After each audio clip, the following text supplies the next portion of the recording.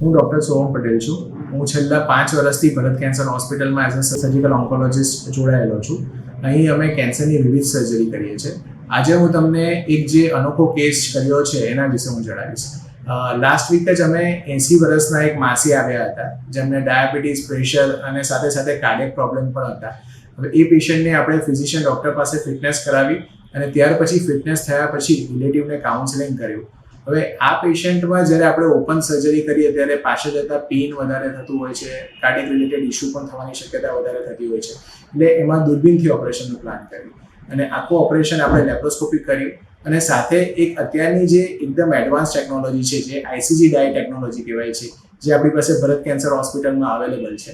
તો એ ડાયને યુઝ કરી એટલે એનાથી જે જરૂરી લસિકા ગ્રંથિ હોય એટલી જ કાઢીએ એટલે ફ્યુચરમાં પેશન્ટને પગમાં સોજો આવવાની શક્યતા એકદમ ઓછી થઈ જાય. એ રીતે આખું ઓપરેશન આપણે પૂરું કર્યું અને દર્દીને 2 થી 3 દિવસમાં જ રજા થઈ ગઈ. એટલે ઓલ્ડ એજ પેશન્ટ હોય પ્લસ લેપ્રોસ્કોપિક સર્જરી થઈ હોય, દૂરબીનથી સર્જરી થઈ હોય તો રિઝલ્ટ ખૂબ જ સારું મળે છે અને એનાથી ઘણો ફાયદો થાય છે.